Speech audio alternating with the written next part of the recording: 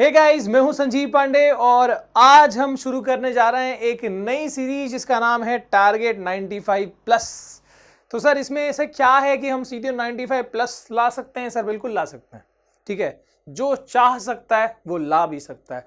ठीक है, तो यहां पर देखो, इससे आप पहले तो क्या बनोगे, इससे आप बनोगे प्रो लर्नर।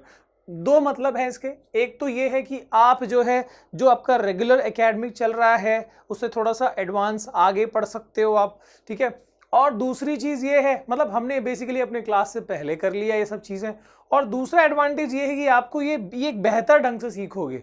मतलब अब तक जो हमने चैप्टर्स, ऑब्वियसली फुल चैप्टर्स बने हुए हैं, पर इसमें क्या आपको खास मिलेगा, आपको ये चीज बहुत फोकस्ड और बहुत कॉन्सेंट, मतलब अलग तरीके से आप थोड़ा सा यहाँ पर सीखोगे।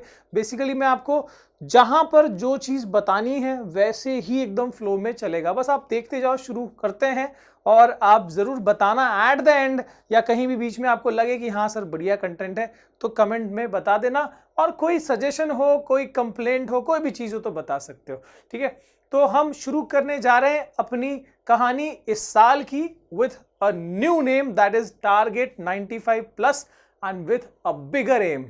ठीक है, तो शुरू करते हैं गाइस। यहां पर यस, अब ये क्या है सर? ये हमारा पूरा बायोडेटा है, पूरा प्रोफाइल है। आप देख सकते हो यहां पर हमारे टेलीग्राम के ग्रुप है। ठीक है, ये देख सकते हो Edumantra club. And then we are on Instagram, Facebook, ये सब लिंक देख लो, वहां पर जाके आप जुड़ सकते हो। ठीक है, इसके बाद हमारा एक लर्निंग ऐप भी है, एड्यूमंत्रा लर्निंग ऐप। आप सर्च करोगे, फिलहाल वो अवेलेबल है प्ले स्टोर के लिए, तो वो आपको मिल जाएगा। ठीक है, उसमें काफ़ी चीज़ें अलॉन्ग विथ नोट्स और बहुत सारी चीज़ें वहाँ पर अवेलेबल है। फ्री कंटेंट भी है, देख सकते हो जाके। और क्या है सर?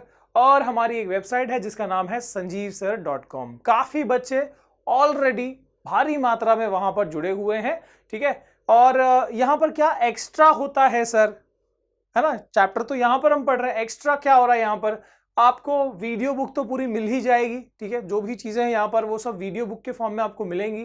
ठीक है, एडिशनल वहां पर हम लाइव डाउट सेशंस लेते हैं। बेसिकली डाउट सेशंस नहीं है, वो पूरे लेक्चर्स है। ठीक है, मतलब अब जो लाइव का जो नया बैच सुपर लाइव चालू हुआ है वहां पर, उसमें आपको लाइव हम वहां पर पढ़ाते हैं। और मतलब काफी वो पर्सनलाइज वे में होता है, बच्चों का आपस में हमारा इंटरेक्शन होता है, वो चीजें रहती हैं।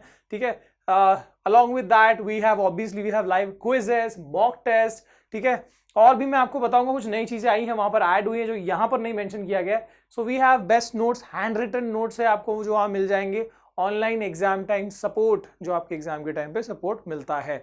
अदर देन दिस, अब वहां पर जो ये एक डाउट सेशन शुरू किया गया है, ठीक है, जिसमें आपको मतलब आपको टाइम अलॉट किया जाता है उस पर्टिकुलर, कोई पर्टिकुलर चैप्टर के लिए आपको टाइम अलॉट किया जाता है। आपको जितने डाउट्स पूछने आप पूछ सकते हो और उसको, ठीक है, हमारी जो स्पेशल टीम है उसको सॉल्व करती है। तो ये सब चीजें जो है वो भी ऐड हुई है, तो जरूर वहां पर जाके आप sanjeevsir.com डालोगे तो आपको नंबर जो है वो वहां पर दिख जाएगा, उस पर कॉल करके आप डिटेल्स ले सकते हो। ठीक है, तो गाइज हम शुरू करते हैं अपना chapter physical and chemical changes. Sir chapter तो physical chemical reactions and equations, बिल्कुल, लेकिन उससे पहले ये समझना जरूरी है, ये आपने पढ़ा हुआ है पहले से, राइट? पढ़ा है कि नहीं पढ़ा? जल्दी बताओ भाई, जल्दी बताओ। पढ़ा है सर, ये चीज पढ़ी है हमने, है ना? फिजिकल एंड केमिकल चेंजेस, तो कौन से चेंजेस को हम फिजिकल चेंजेस बोलते हैं? Physical change do not involve any chemical reaction, यानी कोई भी ऐसा चेंज जिसमें केमिकल रिएक्शन इन्वॉल्व नहीं है, कोई रिएक्शन नहीं हुआ। कौन सा चेंज होता है सर ऐसा? एग्जांपल देखो, मेल्टिंग ऑफ वैक्स। वैक्स जब मेल्ट हो रहा है तो बस वो सॉलिड से लिक्विड फॉर्म में जा रहा है। ठीक है, कोई रिएक्शन नहीं हुआ वहां पे, फिजिकल स्टेट चेंज हुआ है बस वहां पर, है ना? सॉलिड से लिक्विड में जाना, लिक्विड से गैस में जाना, मेल्टिंग, बॉइलिंग, ये सब क्या है? फिजिकल प्रोसेस है। Okay, then dissolving of sugar in water, जब हम शक्कर को पानी में मिला रहे हैं तो वो क्या हो रहा है? डिसॉल्व हो रहा है। ठीक है, इसके अलावा और क्या हो रहा है सर? और क्या हो रहा है यहां पर? स्पंज अब्सॉर्बिंग वाटर, स्पंज जो है वाटर अब्सॉर्ब कर रहा है, that is also a physical change. और क्या है सर? चॉपिंग ऑफ वेजिटेबल्स, अपन भाजी को काट रहे हैं, that is a physical change, reaction थोड़ी हो रहा है। आगे boiling of water, again that is a physical change. Okay, water boil हो रहा है, कोई चीज मेल्ट हो रही है, फिजिकल चेंज है। ओके, अब बात करते हैं केमिकल चेंज की। कौन से चेंज को हम केमिकल चेंज बोलते हैं सर? कौन से चेंज को केमिकल चेंज बोलते हैं? Chemical change do not involve, sorry, do involve chemical reaction. Chemical change वो होता है जिसमें केमिकल रिएक्शन होता है। क्या यार, इसमें कौन सी बड़ी बात थी? एग्जाम्पल देखो ना, fermentation of grapes. Sir fermentation पता है आपको? अच्छा, जो अल्कोहल्स बनते हैं वो फर्मेंटेशन से बनते हैं, मतलब समझ सकते हो आप। फर्मेंटेशन जो प्रोसेस है, ठीक है, उसमें केमिकल रिएक्शन इन्वॉल्व है ना। शुगर से अल्कोहल बन रहा है, कार्ब से अल्कोहल बन रहा है, फर्मेंटेशन प्रोसेस। अच्छा, रेस्पिरेशन भी एक केमिकल चेंज है, it is also involving a chemical reaction. Respiration में क्या होता है सर? मैं आपको उसका रिएक्शन जो उसमें इन्वॉल्व है वो मैं आपको बता देता हूं। So in respiration what happens is, यहां पर इधर लिख दूं, हम जो खाना खाते हैं C6H12O6 एज अ न्यूट्रिएंट, जो हमने खाना खाया, अब रेस्पिरेशन में उससे एनर्जी निकालते हैं। बट कैसे? अगर हम नॉर्मली जो अपने अंदर रेस्पिरेशन होता है उसकी बात करते हैं, तो हम जो सांस लेते हैं उससे जो ऑक्सीजन मिलता है वो उस खाने को ब्रेक करता है, और ये CO2 H2O और साथ में एनर्जी निकलती है। तो आप देख सकते हो ये प्रॉपर रिएक्शन इन्वॉल्व है उसके अंदर, रेस्पिरेशन वाला। सिर्फ सांस लेने को रेस्पिरेशन नहीं कहते हैं, ठीक है। अच्छा, इसका मतलब है कि सर फोटोसिंथेसिस भी केमिकल चेंज होगा। बिल्कुल, फोटोसिंथेसिस वो प्रोसेस है जिससे ग्रीन प्लांट्स अपना खाना प्रिपेयर करते हैं। So obviously that is a chemical reaction involve है ना वहां पर भी। आगे और क्या है? Digestion of food. हम जो खाना खाते हैं, ठीक है, डाइजेशन जो प्रोसेस होता है वो भी, उसके अंदर भी एंजाइम्स बेसिकली न्यूट्रिएंट्स को ब्रेक करते हैं, है ना। तो वो सब भी क्या है? केमिकल चेंज है सर। इसके बारे में हम पढ़ेंगे, डोंट वरी, ये अपन लाइफ प्रोसेस में इसको हम पढ़ेंगे। आगे देखते हैं सर, आगे देखते हैं ये बर्निंग ऑफ पेपर। किसी चीज को जब तुम जलाते हो ना, तो वो क्या होता है? ऑक्सीजन से रिएक्ट करता है, ठीक है। जैसे मान लो carbon reacts with oxygen to form carbon. कोई भी चीज को हम बर्न करते हैं तो वो मतलब बेसिकली क्या करता है? वो रिएक्ट करता है ऑक्सीजन से, ये याद रखना। जैसे कि CH4 क्या है? मीथेन। प्लस इसको बर्न करेंगे तो अपने आप ऑक्सीजन से रिएक्ट करेगा to give CO2 and H2O and heat. तो ये सब रिएक्शन इन्वॉल्व है। और क्या सर? राइपनिंग ऑफ फ्रूट, फलों का पकना, पेड़ों पर जो फलों का पकना है वो सब क्या है? वो सब केमिकल रिएक्शन इन्वॉल्व है उसके अंदर। अच्छा सर, बढ़िया है, आगे बढ़िए, आगे बढ़िए, आगे देखिए ना। Various things happen in a chemical change. क्या बताया जा रहा है सर? ओ हो, देखो यहां पर कलर चेंज हो रहा है, देख सकते हो? कुछ तो हुआ ना, मतलब क्या था वो? क्या था? ट्रांसपेरेंट था। उसके बाद में देखो कलर चेंज होते जा रहा है। देखो ट्रांसपेरेंट है, अभी देखो पिंक कलर हो गया, अब देखो कलर चेंज। तो ये सब क्या है? केमिकल रिएक्शन इन्वॉल्व है इसमें। ऐसे ही थोड़ी होगा सर। आगे देखो, ये क्या है? अरे बाप रे, ये तो अपन दिवाली में जो सांप जलाते थे, अब शायद ये नहीं मिलता, ठीक है, जो सांप जलाते हैं टिकली वाला, पूरा ऐसे निकलता है। बट ये जो है दैट इज अ केमिकल, है ना, वो भी केमिकल रिएक्शन ही होता है, ठीक है, केमिकल रिएक्शन है ये। आगे ये देखो, ये फोम निकल रहा है, पता नहीं क्या डाला, फोम निकल रहा है, ये भी केमिकल रिएक्शन है। इसको अपने मेरे ख्याल से ये और भी बड़े फॉर्म में इसका एक वीडियो आया है, आप वो देख सकते हो। आगे ओके, देखो यहाँ पर भी कुछ रिएक्शन हो गए, यहाँ भी कलर चेंज हो रहा है। मतलब केमिकल प्रोसेस में क्या होता है समझ में आ रहा है हमको, ठीक है। अच्छा आगे देखते हैं सर। ये तो लगभग ऐसा ही है, ठीक है। केमिकल प्रोसेस में देखो क्या क्या हो सकता है। ओ हो, टेस्ट ट्यूब में देखो क्या हाल है, क्या मिलाया गया, पूरा फ्यूम निकल रहा है, हीट निकल रहा है। सो that is a chemical change. और क्या है सर? देखो यहाँ पर भी कलर चेंज, जबरदस्त, कितना प्यारा है ये, है ना। तो ये सब क्या है? केमिकल चेंज है सर। केमिकल प्रोसेस में, केमिकल रिएक्शन में बहुत सारी चीजें हमको देखने को मिलती है, चाहे वो कलर चेंज हो, एवोल्यूशन ऑफ हीट हो, बहुत सारी चीजें यहाँ पर देखने को मिलती हैं, ठीक है। आगे देखते हैं, और यहां पे हम शुरू कर देते हैं with what is a chemical reaction, है ना। अब अपना चैप्टर का एग्जैक्ट जो है रिएक्शन और इक्वेशन। तो केमिकल रिएक्शन होता क्या है? बहुत आसान है यार, बहुत आसान है। मतलब कोई एक केमिकल दूसरे केमिकल से आपस में इंटरेक्ट कर रहा है और कुछ नया प्रोडक्ट फॉर्म कर रहा है ना। जैसे कि so what is a chemical reaction? The process of interaction of chemicals to form new chemicals. Chemicals आपस में इंटरेक्ट करके कुछ नए केमिकल्स प्रोड्यूस करते हैं, उसको केमिकल रिएक्शन कहते हैं। जैसे हाइड्रोजन ऑक्सीजन से रिएक्ट किया, वाटर फॉर्म हुआ। कार्बन ऑक्सीजन से रिएक्ट किया, कार्बन डाइऑक्साइड फॉर्म हुआ या कार्बन मोनोऑक्साइड फॉर्म हुआ, है ना। सो that is a chemical reaction. Interaction of chemicals, basically chemicals का आपस में इंटरेक्ट होना। सही है गलत है? नहीं, झूठ बोल रहा हूं मैं, झूठ बोल रहा हूं, आप बोल दो मैं झूठ बोल रहा हूं। सच बोल रहा हूं भाई, झूठ नहीं बोलता मैं। आगे देखो क्या दिया है, hydrogen react with oxygen to form water.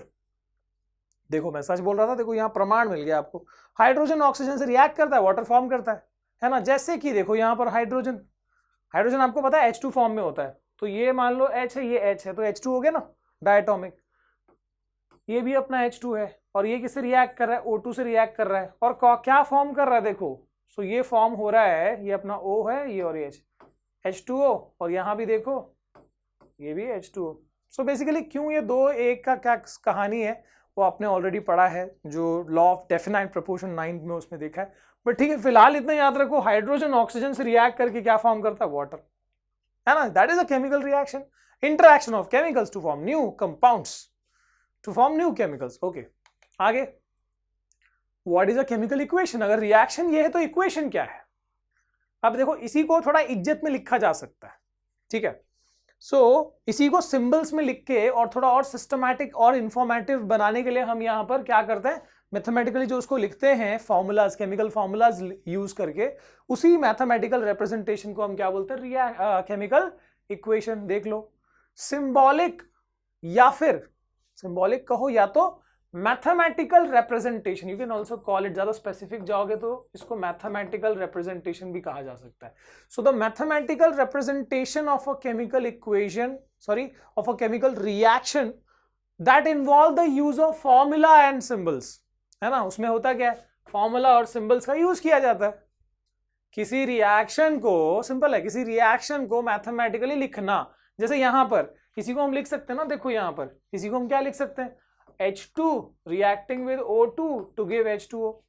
Sir क्या फायदा है इसके लिखने का, ऐसे लिखने का, इसका एडवांटेज क्या है। देखो अगर आप जब ये दिख रही है, ये आपको दिख रहा है hydrogen reacting with oxygen to form water, इससे हमको बस इतना ही पता लग रहा है कि हाँ क्या रिएक्ट किया, क्या फॉर्म हुआ।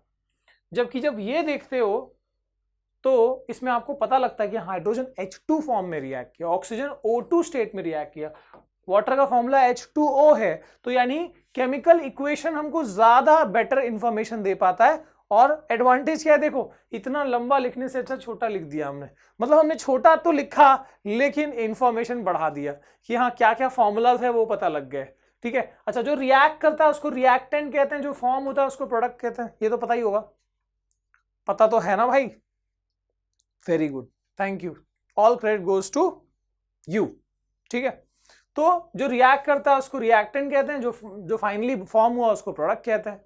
आगे क्या है sir, a chemical equation having an equal number of atoms on both side of reaction या both side of equation is called balance chemical equation. मैं यहां पर इसको रिएक्शन को मैं इक्वेशन लिखने जा रहा हूं, ठीक है। सो यहां पर ये रिएक्शन की जगह इक्वेशन लिख देना, ज्यादा स्पेसिफिक है, ठीक है। वहां पर क्योंकि बैलेंस केमिकल इक्वेशन होता है, that is not reaction. A chemical equation having equal number, ध्यान देना, इक्वल नंबर ऑफ एटम्स, कोई भी जो भी एलिमेंट दिया हुआ है उसके एटम्स लेफ्ट और राइट साइड में इक्वल नंबर में है तो उसको हम बैलेंस केमिकल इक्वेशन कहते हैं। जैसे आप यहां पर देखो कि यहां H2 है ना, और इधर H2 है, मतलब हाइड्रोजन यहां भी दो है और फॉर्म भी दो हुआ है। पर ऑक्सीजन देखो यहां पर O2 है, दो एटम्स है, लेकिन यहां पर एक ही ऑक्सीजन एटम है, तो ये ऐसे थोड़ी ना होगा, एक एटम कहां गया फिर। तो इसको हमको बैलेंस करके लिखना होगा कि हाँ हुआ क्या है। देखो एक ये हाइड्रोजन मॉलिक्यूल, ये दूसरा वाला, सो दो हाइड्रोजन मॉलिक्यूल बेसिकली रिएक्ट कर रहे हैं एक ऑक्सीजन मॉलिक्यूल से और दो वाटर मॉलिक्यूल फॉर्म हो रहा है, तो इसमें बैलेंस हो जाएगा। देखो कैसे, देखो यहां बताता हूं मैं आपको। सो H2 plus O2 giving H2O है, ठीक है। अब बैलेंसिंग का थोड़ा सा बताऊंगा एंड में चैप्टर के, हमको बैलेंसिंग ही पूरा सीखना है, डोंट वरी फॉर दैट, ठीक है। तो जैसे मैं यहां पर, अगर मुझे क्या करना है बैलेंसिंग में, बस यहां पर या तो यहां पर हम नंबर्स डाल सकते हैं। 1 तो ऑलरेडी है, 2 से लिख सकते हो, 2 3 4 5 जो भी है। तो आप देखो ऑक्सीजन बैलेंस नहीं था, हाइड्रोजन यहां भी 2 है, हाइड्रोजन यहां भी 2 है, ऑक्सीजन यहां 2 है, यहां 1 है। तो हम क्या करेंगे सर, जहां 1 है वहां 2 लगा देंगे, ये 2 लगा दिया और ये बैलेंस हो गया, सही है ना। तो 2 ऑक्सीजन एटम हो गया इधर भी और इधर भी 2 ऑक्सीजन एटम। लेकिन सर ये तो गलत हो गया, इधर हाइड्रोजन देखो कितना हो गया, 2 2 4, ये मल्टीप्लाई होता है, 2 2 4 हाइड्रोजन हो गया सर, ये तो गलत है, सब गलत है। यहां पर क्या है, यहां पर 2 लिख देंगे, ये 2 2 4 हो गया, सिंपल है ना। तो इससे बैलेंस हो गया। और बैलेंसिंग कैसे करना है वो हम और एंड में और प्रैक्टिस कर लेंगे, डोंट वरी फॉर दैट। और हम यहां पर कुछ और देख लेते हैं क्या है और चैप्टर के अंदर। तो दोस्तों ध्यान से देखो इस चेहरे को, क्या बताया जा रहा है। मोर कंडीशंस इन रिएक्शन, रिएक्शन में और क्या क्या कंडीशंस मेंशन की जा सकती है, क्या क्या कंडीशंस हो सकते हैं वो देखो। जैसे कि हीट, जब रिएक्शन में जब हम हीट करते हैं तो डेल्टा का साइन डालते हैं, या तो हम टेम्परेचर मेंशन कर सकते हैं, ठीक है। जैसे कि CaCO3 कैल्शियम कार्बोनेट को जब हीट किया जाता है तो ये फॉर्म करता है CaO calcium oxide plus CO2 carbon dioxide, ठीक है। अच्छा, आप हीट के लिए ट्रायंगल दिखा रहे हो या फिर आप स्पेसिफिक टेम्परेचर भी मेंशन कर सकते हो, है ना। जैसे कि ये 1000 डिग्री पे होता है तो 1000 डिग्री सेल्सियस लिख सकते हो, 1000 डिग्री सेल्सियस, ठीक है। और या फिर अगर कोई सनलाइट में हुआ है कोई रिएक्शन तो वहां पर आप सनलाइट दिखा सकते हो, ठीक है। जैसे कि AgBr in presence of sunlight gives Ag plus Br2, ठीक है। बैलेंस कर सकते हो आप, कोई ये नहीं है, यहाँ 2 लगा दो, यहाँ 2 लगा दो, ठीक है। तो यहाँ देखो सनलाइट लिख दिया हमने। या कोई रिएक्शन है जिसमें प्रेशर 10 एटमॉस्फेयर का प्रेशर लगा है तो वो आप मेंशन कर सकते हो, ठीक है। एरो के ऊपर या नीचे वो दिखाया जा सकता है कि किस कंडीशन में वो रिएक्शन हुआ है। और क्या है सर, गैस लिबरेशन। अगर किसी रिएक्शन में, देखो यहां पर, अगर किसी रिएक्शन में प्रोडक्ट साइड में, प्रोडक्ट साइड मतलब जो चीज फॉर्म हुई है उस साइड में अगर गैस लिबरेट हुआ है तो इसके लिए हम एक ऐसा एरो दिखाते हैं। जैसे ये carbon dioxide is a gas तो इसमें हम ऐसे एरो दिखा देंगे, या this is a gas liberation. पता चल रहा है कि इस रिएक्शन में, ये जो पूरा रिएक्शन हुआ है इसमें कार्बन डाइऑक्साइड क्या है, गैस है जो इवॉल्व हुआ। क्या बात है सर, बढ़िया है। और कैटलिस्ट, प्रेसिपिटेट, फिजिकल स्टेट क्या है, देखो कैटलिस्ट क्या होता है। Catalyst, any substance that increases the rate of reaction without itself being consumed। एक बार ध्यान से पढ़ लो, ध्यान से पढ़ लो, क्या दिया है, कोई भी सब्सटेंस जो रिएक्शन की स्पीड को बढ़ा देता है, रेट ऑफ रिएक्शन मतलब स्पीड ऑफ रिएक्शन। सो कोई भी सब्सटेंस जो रिएक्शन की स्पीड को बढ़ा देता है, ऐसा नहीं कि हर रिएक्शन के लिए एक ही पर्टिकुलर कैटलिस्ट होगा, पर ऐसे केमिकल्स को हम कैटलिस्ट बोलते हैं। ये खुद कंज्यूम भी नहीं होते भाई। एग्जाम्पल देख लो, जैसे कि जब मैं कहता हूं कि मान लो A और B रिएक्ट हो रहे हैं, मैंने एक पर्टिकुलर अमाउंट लिया है A और B का, और ये फॉर्म कर रहे हैं C, A and B reacting to form C। अब यहां पर मैंने ये पूरा मिला के मान लो कि मैंने 2.5 किलो लिया था, 2.5 kg, तो ऑब्वियसली ये भी 2.5 kg फॉर्म होगा, उसमें कोई दो राय नहीं है। बट यहां पर इस रिएक्शन को होने में मान लो कितना टाइम लगता है, मान लो 35 मिनट लगते हैं, 35 मिनट्स लगते हैं इस रिएक्शन को होने में। मैं परेशान हो गया यार, इतना कौन टाइम रुकेगा, मैं नहीं रुक रहा। तो मैंने ये पाया कि एक ऐसा केमिकल है जिसका नाम है X। तो सपोज एक X ऐसा केमिकल है जिसके होने से, बस उस डब्बे में जहां पर A और B डाला आप X भी डाल दो, तो उसके होने से रिएक्शन जो है वो फास्ट हो जाएगा। जो 35 मिनट लगते हैं अब मान लो कि वो 15 या 20 मिनट में हो रहा है। अच्छी बात है सर। और अच्छी बात यह है कि X को मैंने, मान लो कि मैंने X को 20 ग्राम लिया था, उस डब्बे में डाला था मैंने जहां रिएक्शन हुआ। रिएक्शन कंप्लीट होने के बाद मैं फिर देख रहा हूं कि X जो है बिल्कुल यूज नहीं हुआ, वो 20 ग्राम का 20 ग्राम वहीं पड़ा हुआ है।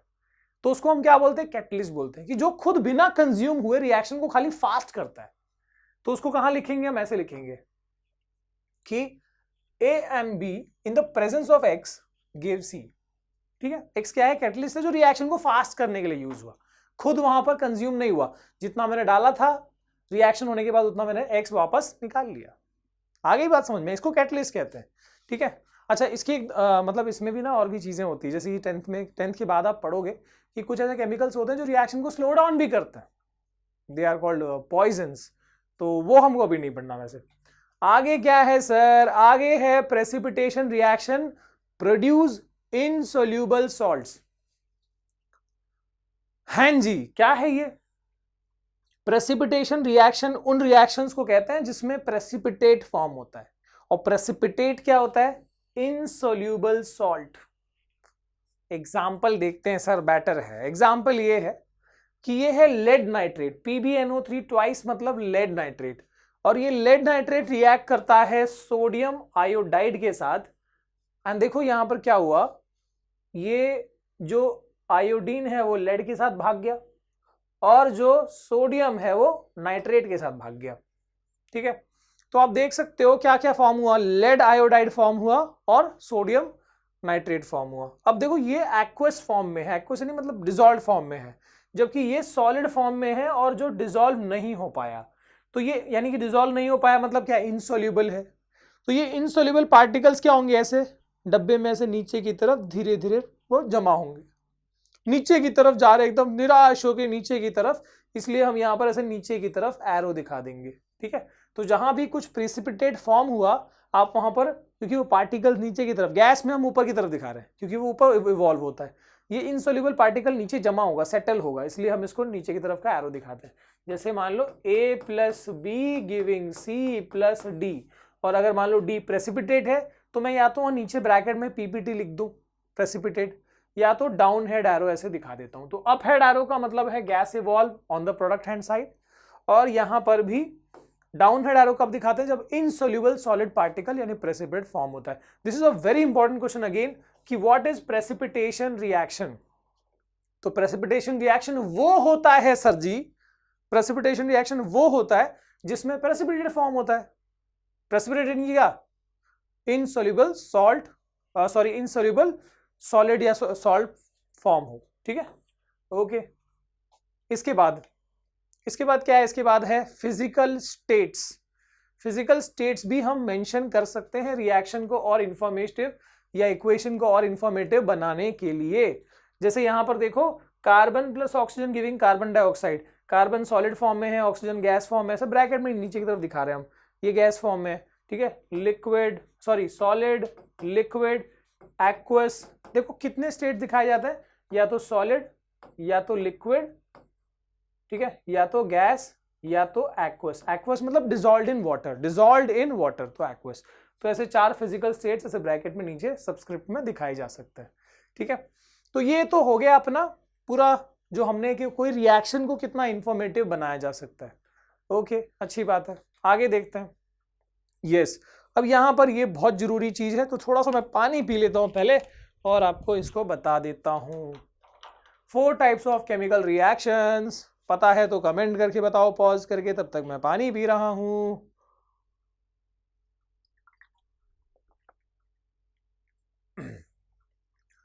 Okay, so we have 4 types of reactions. कौन से?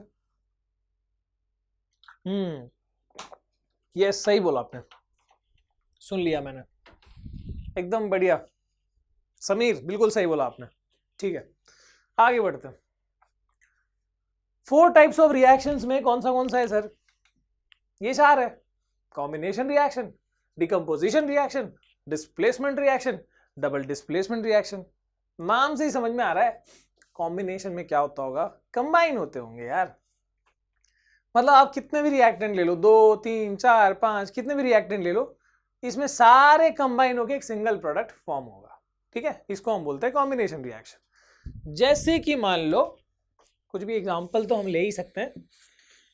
जैसे मान लो, एक मिनट, मेरे पास एक अच्छा एग्जांपल है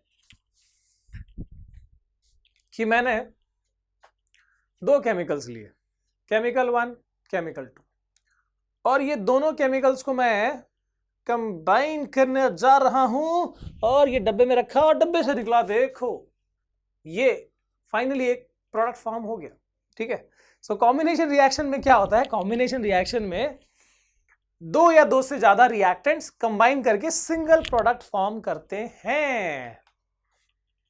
हाँ बढ़िया सर, टेस्टी है। आगे देखते हैं। सो ए और बी रिएक्ट किए और एक सिंगल प्रोडक्ट ए बी फॉर्म हो गया। ठीक है, जैसे C + O2 गिविंग CO2, ऐसे ही कुछ है ना। अच्छा, यहां पर क्या होता है, डेफिनेशन कैसे लिखोगे, बना लो definition. The type of chemical reaction in which, है ना, स्कूल में हमको टीचर्स, मजे की बात बता रहा हूं, स्कूल में टीचर्स को क्या होता है ना, एकदम वैसे ही डेफिनेशन चाहिए होता है, एकदम जो टीचर ने लिखाया है वैसे ही चाहिए होता है। ठीक है, मतलब कुछ टीचर अच्छे होते हैं, मुझे बताना अगर कोई ऐसे टीचर्स हैं आपके स्कूल में तो। ठीक है, कुछ जरूर अच्छे होते हैं, लेकिन मैंने मैक्सिमम यही देखा है कि जो वो लोग काफी मोनोटोनस और काफी स्ट्रिक्ट होते, रिजिड होते हैं इस मामले में कि भाई बच्चा अगर अपने मन से लिखना चाहता है तो क्या दिक्कत है, मैं अपनी बात बताऊंगा, थोड़ा सा समय लेता हूँ ये बताने से पहले, शायद आपको भी इससे कुछ हेल्प हो, कुछ चीज़ें सीखो। मतलब मोटिवेशन कितना ज़रूरी है। आई वॉज अ वेरी, मतलब ऐसा नहीं कि मैं अभी भी बहुत बुद्धिमान नहीं कहता हूँ, लेकिन एक ऐसा टाइम था, मतलब 3rd या 4th की बात है, मैं एग्जैक्टली उतना याद नहीं आ रहा, पर एक हमारी टीचर थी जिनका नाम था माया टीचर। तो अब उनकी खूबी ये थी, उनकी मतलब मुझे वो बात बहुत पसंद आई जिसमें मैं मतलब मेरे ख्याल से 40-50% आते थे। मतलब सोचो उस टाइम पे जब मैं 3rd 4th में था, तब भी मतलब सोचो कि 3rd 4th में लोग 90 लाते हैं ना, 90 95 ऐसे सबके आते हैं। तो उस टाइम पे मेरे वैसे नंबर आते थे। तो मेरी खूबी क्या थी हम खूबी कहो या जो भी कमी कहो, ये था ना कि मैं ना अपने मन से लिखता था। अब उस पॉइंट पे मतलब साइंस नहीं होता था तब, वर्क एक्सपीरियंस होता था हमारे लिए। सो वर्क एक्सपीरियंस के अंदर वो मैडम ही लेती थी, हमारी क्लास टीचर थी। तो उन्होंने मतलब एक टेस्ट लिया, फर्स्ट लेक्चर में ही मेरे ख्याल से टेस्ट लिया, और होता था टेस्ट तो चलते रहता है। तो उसमें क्या हुआ कि मुझे तो ऐसे ही एक्सपेक्टेड था, मैं कितना भी कोई किताब में दिया हो, जैसे भी दिया हो, पढ़ने मतलब ज़्यादा नहीं, रट्टा नहीं होता था मुझसे। पढ़ लिया, जो हो गया, लिख दिया, बस यही हिसाब किताब था। तो उस दिन भी वैसे ही हुआ जैसे हमेशा करता था मैं, बस ठोक दिया उसमें। अब बात क्या हो गई कि उस दिन मतलब शायद मेरे ख्याल से वो मेरे उस 4th क्लास में शायद वो पहली बार वो मैडम के रेफरेंस में मैंने उनका टेस्ट लिखा था। उन्होंने देखा, उन्हें बहुत पसंद आया कि नॉर्मली जितने बच्चे हैं जो टॉपर भी हैं, वो लोग क्या करते हैं, बस एक बना हुआ एक सिस्टम बना हुआ है, हाँ टीचर ने पढ़ा दिया, लिखा दिया, वो आंसर पढ़ के आना, लिख देना है। बट मैंने अपने हिसाब से लिखा था। ठीक है, आपको पता है उस टाइम की साइंस में क्या होगा यार, मतलब एक अजीब सी चीज़ें थी, जैसे कुत्ता नीचे गिरा हुआ है तो उसको कैसे आप ये करोगे ट्री, मतलब ऐसी चीज़ें थी। तो उसमें मैंने अपने तरीके से लिखा, और मुझे बाकायदा मैडम ने बुला के क्लैपिंग करवाया पूरे क्लास में। और सिर्फ वही नहीं, बाकी जो सेक्शंस है वहाँ भी ले जाके वहाँ के टीचर्स को बताया। और मतलब ये शायद अब 9-10 के लिए कोई बड़ी बात नहीं होगी, 9-10 के बच्चों के लिए, बट वो टीचर के लिए शायद अब मैं समझता हूँ कि शायद इसलिए शॉकिंग हुआ कि 3rd 4th का बच्चा अपने मन से सोच समझ के कुछ लिख रहा है। ठीक है, अब तो काफ़ी बच्चे बड़े स्मार्ट हो गए हैं, मतलब बचपन से ही बच्चे बहुत स्मार्ट हो गए हैं ना, फ़ोन चलाना, टैब चलाना बहुत आसान हो गया। पर उस टाइम पे शायद कोई ऐसा 3rd 4th में अगर अपने मन से इतना कुछ लिख रहा है, बड़े आंसर्स भी लिख रहा है, तो वो एक अच्छी चीज़ थी। बट मेरे लिए क्या फ़ायदा हुआ, मेरे लिए फ़ायदा ये हुआ कि मुझे एक बहुत बढ़िया मोटिवेशन मिला। ठीक है, या मुझे एक मतलब बोलते हैं ना, एक मतलब बढ़ावा मिला, एंकरेजमेंट मिला। ठीक है, और ऐसा लगा कि हाँ नहीं, इस चीज़ को भी अप्रिशिएट किया जाता है। तो एज अ छोटा सा बच्चा मेरे लिए वो बहुत काम किया, जो मैं आगे बढ़ता गया जब तो मैं उसी चीज़ को अडॉप्ट करता गया। और शायद इसलिए मैं साइंस थोड़ा जो कर लेता हूँ, शायद उस वजह से वही रीज़न है। So thank you Maya madam, जहाँ भी आप हो। ठीक है, मैं कहना चाहूँगा थैंक्स फॉर दैट, कि उस टाइम से जो मुझे वो एंकरेजमेंट मिला ना, भले ही आगे कहीं जो नंबर है वो कहीं कम मिले, कहीं ज़्यादा मिले, उससे फ़र्क नहीं पड़ा, लेकिन ये चीज़ हमेशा अंदर रह गई, बन गई कि हाँ कुछ अच्छा होता है इससे। ठीक है, तो मैं जितने भी अगर टीचर्स यहाँ सुन रहे हो, मैं ज़रूर चाहूँगा कि आप थोड़ा इस तरीके से मोटिवेट किया करिए। हमेशा कम नंबर देना, हमेशा अपने ही सेंटेंस के ऊपर नंबर देना, ये थोड़ा गलत लगता है मुझे। बच्चा जब अपने तरीके से लिख रहा है, ठीक है, ऐसा नहीं है कुछ भी लिखा है तो आप करो, लेकिन अपने तरीके से जब कुछ कोशिश कर रहा है तो उसको मोटिवेट करना, उसको एंकरेज करना बहुत ज़रूरी है। ठीक है, क्योंकि वही चीज़ आगे जाके शायद वो कोई और संजीव सर बने, या कोई और मुझसे भी कोई अच्छा, ये बहुत काफ़ी नाम है तो आप वैसे बन जाए शायद। ठीक है, भले ही आपका नाम ले या ना ले, लेकिन उसका लाइफ तो सुधर जाएगा। ठीक है, चलो भाई, एक लंबी कहानी हो गई, इतने में तो ये पूरा एक्सप्लेन कर देते, पर ठीक है, शायद आपके लिए या किसी और के लिए काम आ सकता है। जो बच्चे यहाँ सुन रहे हैं उसमें से कोई टीचर बन सकता है, काफ़ी बच्चे बन सकते हैं, तो उनके लिए भी काम आएगा। सो कॉम्बिनेशन रिएक्शन में हमने क्या कहा है कि 2 और more reactants combine to form a single product. Single product याद करो, रिएक्टेंट 2 या 2 से ज्यादा हो, पर प्रोडक्ट हमेशा एक ही फॉर्म होगा। ठीक है, इसमें हम चाहे तो एग्जाम्पल लिख सकते हैं, जैसे C plus O2 giving CO2 या H2 plus O2 giving H2O. Okay, then decomposition reaction बिल्कुल उसका अपोजिट है, इसमें कंबाइन होता है, इसमें ब्रेक होता है, ठीक है। डिकम्पोजिशन मतलब ब्रेक होना, जैसे AB एक सिंगल रिएक्टेंट है, ब्रेक हो गए, देखो दो प्रोडक्ट फॉर्म हो गया, तो तीन भी हो सकता था, बट ये सिंगल होता है। इसमें क्या था, इसमें प्रोडक्ट सिंगल होता है, इसमें क्या होता है, रिएक्टेंट सिंगल हो, इतना ही फर्क है। So the type of chemical reaction in which a single reactant decomposes to form two or more product, ध्यान देना, the type of chemical reaction in which a single reactant decomposes to form two or more product. Sir example, यार सही है यार, मतलब तुमको बस कुछ नहीं है, बस एग्जाम्पल पूछ लेते हो, खुद से ट्राई किया करो यार, ये गलत बात है। अभी तो इतनी लंबी कहानी सुनाई मैंने आपको, चलो यार बताओ, आप नहीं बताना पड़ेगा, जल्दी सोचो। यस, याद आ गया, बिल्कुल सही, CaCO3 कैल्शियम का अभी लिखा था मैंने, है ना, क्या फॉर्म करता है, बिल्कुल सही, calcium oxide plus carbon dioxide. But obviously आपको पता है कि यहां पर हीट किया जाता है ना। सो डिकम्पोजिशन में याद रखो, मेनली यहां पर हमको एनर्जी देनी पड़ती है, एनर्जी डालनी पड़ती है अंदर, तब जाके वो होता है, ब्रेक होता है। आगे डिस्प्लेसमेंट में क्या होता है सर, ये होता है कि एक केमिकल एक दूसरी केमिकल की ग्रुप में से कुछ आयन को डिस्प्लेस कर देगा, या एक आयन को डिस्प्लेस कर देगा, या उसकी जगह ले लेगा। जैसे यहां BC जो है, अगेन वेरी बैड, जैसे मैंने BC बोला बच्चे हंसने लगे, गलत बात है। तो ये जो BC है ये केमिकल है, हाँ केमिकल। सो ये जो केमिकल है, इसमें ये A जो है ये B से ज्यादा रिएक्टिव था, इसलिए इसने क्या किया, B की जगह ले ली और B को निकाल दिया, निकाल के बाहर फेंक दिया। सो पहले जो BC का ग्रुप था, नहीं हंसना नहीं, BC का जो ग्रुप था अब वो बन गया AC, B निकल गया बाहर। This is a displacement reaction, बिल्कुल सही, बिल्कुल ठीक है। सो ये है डिस्प्लेसमेंट रिएक्शन। इसका डिफाइन कैसे करें सर, इसमें देखो एक बहुत जरूरी चीज ये है कि कोई भी किसी को भी डिस्प्लेस नहीं करेगा, द बाहर का element should be more reactive than the अंदर का एलिमेंट। आ गई बात समझ में, आ गई कि नहीं आ गई यार, ये गलत बात है, तुम हाँ ना बोलते नहीं हो, बस मैं बकबक करता रहता हूं, बोल दिया करो, ठीक है। यस, हाँ देखो अभी आ रहा है, अभी कैसे आ रहा है, अभी आवाजें आ रही है, वेरी गुड, प्यास लग गई यार।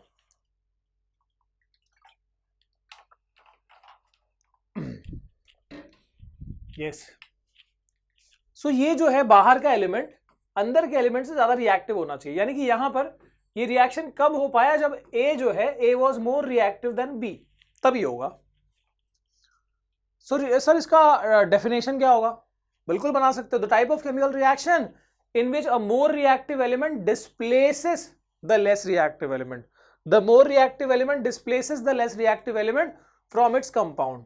जैसे यहां पर ये मोर रिएक्टिव था, इसने लेस रिएक्टिव को डिस्प्लेस कर दिया उसके कंपाउंड में से, उसी के कंपाउंड में से।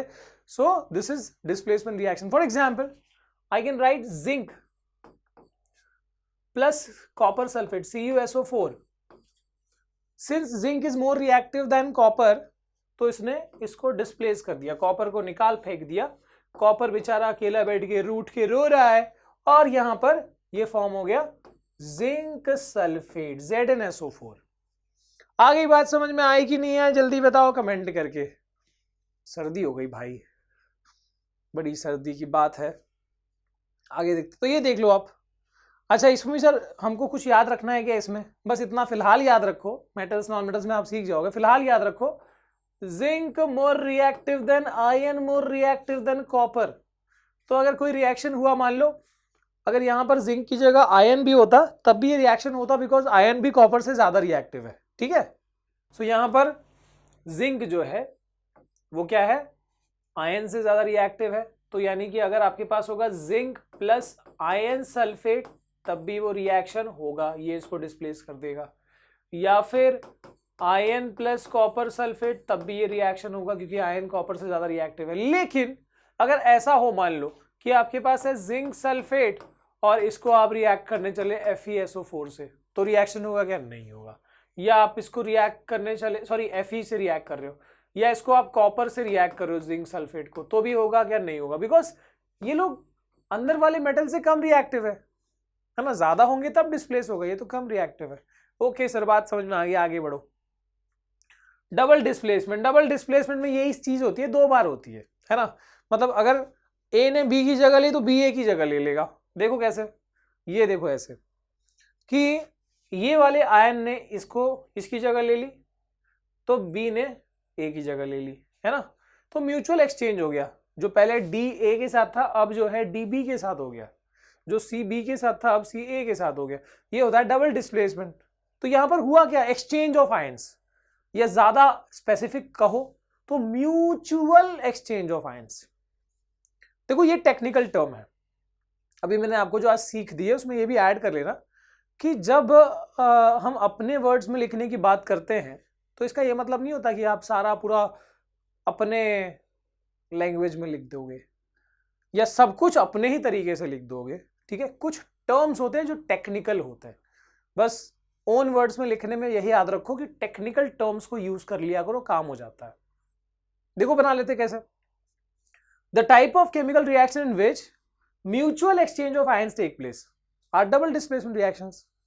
यहां पर क्या था वो टेक्निकल टर्म, 2 और more reactant combine to form a single product, ठीक है। इसमें ये ज्यादा आसान है, मतलब इसमें और कुछ वर्ड ढूंढने जाओगे थोड़ा डिफिकल्ट लगेगा, तो ये वाली चीज ध्यान रखना, म्यूचुअल एक्सचेंज ऑफ आयंस। बाकी सब तो थोड़ा चल जाएगा, यहां पर ये टर्म बहुत म्यूचुअल एक्सचेंज ऑफ आयंस, ठीक है ना, नहीं तो और लंबा लिखना पड़ेगा और कुछ।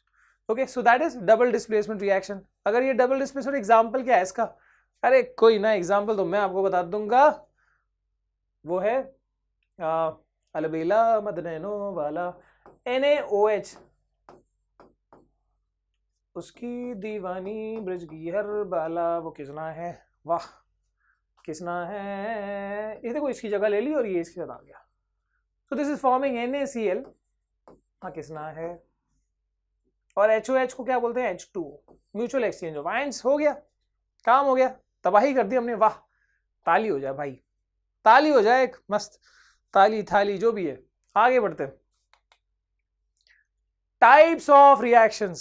सर फिर पढ़ ले हम, अभी तो पढ़े हम लोग 4 टाइप्स ऑफ रिएक्शन, 4 टाइप के, बट ये based on energy flow. Energy कहाँ जा रहा है? अंदर जा रहा है रिएक्शन में कि बाहर आ रहा है रिएक्शन से, वो उसकी बेसिस पे टाइप ऑफ रिएक्शन जो है वो देख लो। So we have 2 types of reactions. एक है एंडोथर्मिक, एंडो के नाम से समझ में आ रहा है अंदर जा रहा है, थर्म का मतलब होता है हीट या एनर्जी। ज्यादा यहाँ पर वैसे स्पेसिफिक तो हीट ही होता है वो, लेकिन यहाँ पर हम एनर्जी कहेंगे। तो अगर कोई ऐसा रिएक्शन है जिसको करने के लिए आपको हीट को, सॉरी एनर्जी को आपको अंदर देना पड़ रहा है, तो एनर्जी सप्लाई करनी पड़ रही है, तो उसको हम क्या बोलेंगे? उसको हम बोलेंगे एंडोथर्मिक। और अगर कोई रिएक्शन, देखो यहां पर लिख देता हूं मैं, so the reaction in which energy is supplied, मतलब आप एनर्जी नहीं सप्लाई करोगे वो रिएक्शन नहीं होगा, बैठा रहेगा। एनर्जी सप्लाई करोगे तभी होगा। आ रही है बात, समझ में आ रही है बच्चों? कि और स्लो जाऊं? नहीं बोलो, स्लो जाता हूं मैं, नहीं ठीक है ना।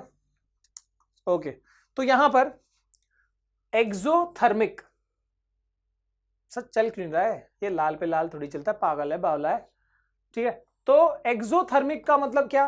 कोई ऐसा रिएक्शन जिसमें एनर्जी सप्लाई नहीं करनी पड़ रही, बल्कि वो इतना प्यारा है कि वो खुद एनर्जी दे रहा है, वो एनर्जी आपको फ्री में दे रहा है, ले लो एनर्जी, हम खुद ब खुद होंगे, ठीक है। तो ऐसा रिएक्शन जिसमें एनर्जी रिलीज हो रही है, एनर्जी क्या हो रही है? एनर्जी लिबरेट हो रही है, उसको हम क्या बोलते हैं? Exothermic reaction. बट ठीक है, पहले हम इसका एग्जाम्पल देख ले। एग्जाम्पल क्या है? देखो एंडोथर्मिक का, जैसे अपना ये कैल्शियम का, अभी तो मैं कई बार 3 बार लिख चुका है इसको, अब नहीं लिख रहा हूं।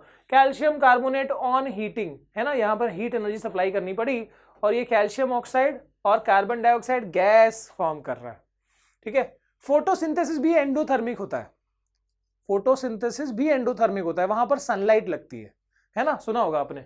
सो वहां पर क्या होता है? CO2 प्लांट जो है अपने स्टोमेटा से कार्बन डाइऑक्साइड को इनहेल करता है, और साथ में वो अपने रूट से वाटर मंगा लेता है, और इसी से वो अपना फूड बना लेता है, C6H12O6, और हमारे लिए ऑक्सीजन भी पैदा कर देता है वो। वाह कितना अच्छा बच्चा है। और ये सब होने के लिए सनलाइट की जरूरत पड़ती है, साथ में क्लोरोफिल है जो ये सारा काम कराता है मेनली। ठीक है, तो सनलाइट सप्लाई करनी पड़ी, एनर्जी सप्लाई करना पड़ा, उसके बिना नहीं हो पाता। So that is endothermic. Sir exo का तो बता दो। एक्सो मतलब मैंने बताया, एंडो मतलब एनर्जी अंदर सप्लाई करना, एक्सो मतलब रिएक्शन खुद होगा और एनर्जी बाहर निकलेगी। जैसे कि सो एनर्जी इज इवॉल्व, वहां पर एनर्जी इज सप्लाइड। एग्जाम्पल क्या है यहाँ पर? एग्जाम्पल है देखो यहाँ पर मीथेन को जब हम जलाते हैं तो जब मीथेन जलता है, जैसे यहाँ पर CH4, कोई भी चीज बर्न होगी तो ऑक्सीजन से रिएक्ट करती है, ऑक्सीजन से रिएक्ट किया, CO2 H2O फॉर्म हुआ, और साथ में यहाँ पर एनर्जी भी निकलती है, एनर्जी भी रिलीज होती है ना। इसलिए हम कोई फ्यूल को जलाते हैं, क्यों? एनर्जी निकलती है, उससे हीट निकलती है, और एनर्जी यहाँ पर मेनली हीट के फॉर्म में है ना। इसके बाद रेस्पिरेशन। रेस्पिरेशन में ये बिल्कुल लगभग फोटोसिंथेसिस का उल्टा है। फोटोसिंथेसिस में क्या हो रहा है? फूड बन रहा है। रेस्पिरेशन में हम क्या करते हैं? हम खाते हैं, जो प्लांट्स ने बनाया डायरेक्टली या इनडायरेक्टली हम उसको कंज्यूम करते हैं, और उससे हम एनर्जी रिलीज करते हैं, हमारी बॉडी के लिए एनर्जी प्रोड्यूस करते हैं, है ना। जैसे कि C6H12O6, है ना, C6H12O6, और साथ में हम ऑक्सीजन इनहेल करते हैं ताकि उस फूड को ब्रेक किया जा सके। तो वो ऑक्सीजन गया, और इससे क्या बनता है? इससे बनता है carbon dioxide, water, along with energy भी प्रोड्यूस होती है, जो हमारी बॉडी में ATP के फॉर्म में स्टोर होती है, एडेनोसिन ट्राइफॉस्फेट, जिसके बारे में हम लाइफ प्रोसेस चैप्टर में डिस्कस कर चुके हैं या कर सकते हैं। आगे देखते हैं। ओके, सो ये हो गया endothermic and exothermic. Based on energy flow के हिसाब से हमने टाइप ऑफ रिएक्शन देख लिए। अच्छा, थोड़ा सा और देख लेते हैं। डिकम्पोजिशन जो हमने बात किया, जैसे AB जो है वो ब्रेक हुआ, A+B बन गया, डिकम्पोजिशन रिएक्शन की बात हो रही है। तो इसमें क्या होता है सर? डिकम्पोजिशन रिएक्शन अभी हमने देखा कि वो एंडोथर्मिक होते हैं मोस्टली। सो डिकम्पोजिशन रिएक्शन एंडोथर्मिक मतलब एनर्जी सप्लाई करनी पड़ती है। कोई भी चीज ब्रेक हो रही है तो ऐसी ब्रेक नहीं होगी, एनर्जी देंगे तो वो टूटेगी, है ना। देखो यहाँ पर एनर्जी देंगे तो ये काम होगा, बिना एनर्जी के नहीं होगा। सो एंडोथर्मिक, कोई भी डिकम्पोजिशन एंडोथर्मिक। अब यहाँ पर इसके भी 3 टाइप्स हमको पढ़ने हैं। कौन सा? कि जो एनर्जी सप्लाई कर सकते हैं हम जो एनर्जी सप्लाई कर रहे हैं वो 3 फॉर्म में दे सकते हैं। हीट के फॉर्म में, जो हमको 10 में पढ़ना है उस हिसाब से बता रहा हूं, हीट के फॉर्म में, लाइट के फॉर्म में, और इलेक्ट्रिसिटी के फॉर्म में। सो डिकम्पोजिशन रिएक्शन के 3 टाइप मैं यहां लिख रहा हूं जो हमको पढ़ने हैं। थर्मोलाइसिस, थर्मो मतलब मैंने बताया स्पेसिफिकली हीट होता है, तो थर्मोलाइसिस मतलब जहां हीट सप्लाई करनी पड़ेगी, ठीक है। और ठीक है, मैं यहां पर लिख देता हूं, थर्म का मतलब है हीट। 1 मिनट। सो थर्मोलाइसिस मतलब हीट सप्लाई करनी पड़ेगी, और फिर तब जाके लाइसिस मतलब होता है ब्रेक डाउन। थर्मो मतलब हीट, लाइसिस मतलब ब्रेक डाउन। तो ऐसा कोई डिकम्पोजिशन रिएक्शन जिसमें हीट सप्लाई करनी पड़े वो थर्मोलाइसिस। तो इसका एग्जांपल देख लो, जैसे कि ये CaCO3, again I am writing it. तो CaCO3 on heating give CaO + CO2, heat supply करनी पड़ी, ठीक है। अच्छा, फोटोलाइसिस, ऐसा डिकम्पोजिशन रिएक्शन, लाइसिस मतलब ब्रेक डाउन। सो ऐसा ब्रेक डाउन रिएक्शन या ऐसा डिकम्पोजिशन रिएक्शन जिसमें केमिकल को तोड़ने के लिए हम फोटो यानी किसका? लाइट का यूज कर रहे हैं। थर्मो मतलब हीट है, लाइसिस मतलब ब्रेक डाउन, फोटो मतलब लाइट, लाइसिस मतलब ब्रेक डाउन। तो ऐसा ब्रेक डाउन रिएक्शन जिसमें हम लाइट का इस्तेमाल कर रहे हैं। जैसे यहां पर देखो सिल्वर क्लोराइड, ठीक है, ये ग्रे कलर का हो जाता है जब लाइट पड़ती है उस पर। क्यों? क्योंकि इसमें रिएक्शन होता है AgCl in the presence of sunlight gives Ag + Cl2, है ना। तो ये ग्रे कलर का फॉर्म होता है।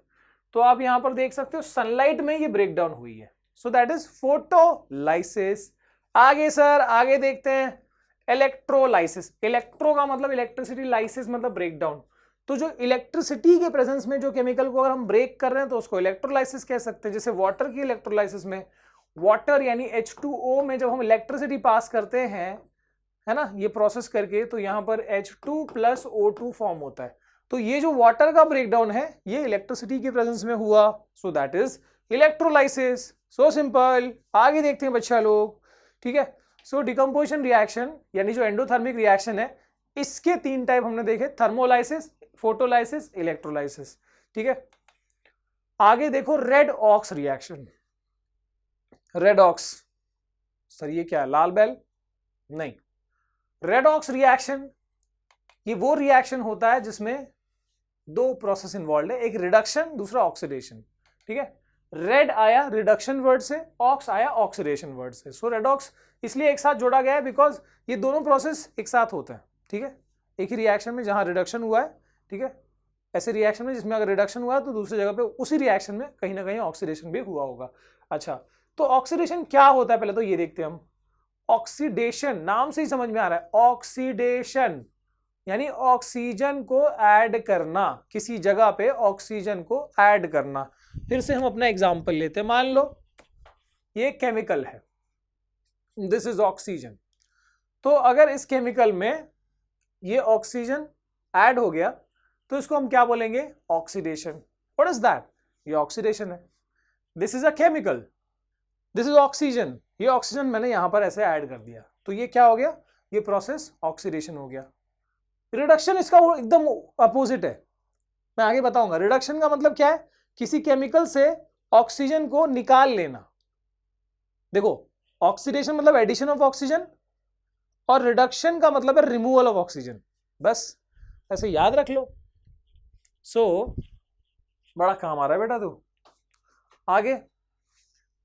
So the process of addition of oxygen, या फिर सर इसको एक और तरीके से भी हम पढ़ सकते हैं, एक और तरीका भी है, या फिर और रिमूवल ऑफ हाइड्रोजन। मैं ये 10th के कंटेक्स्ट में कहूं ना तो इसमें इलेक्ट्रॉन की थ्योरी नहीं आती, तो आपको अगर सिर्फ 10th के हिसाब से बात करना है तो ऐसे लिख सकते हो, ऑक्सीजन का को ऐड करना, ठीक है, केमिकल में ऑक्सीजन ऐड करना, ठीक है, या फिर किसी केमिकल से हाइड्रोजन रिमूव करना।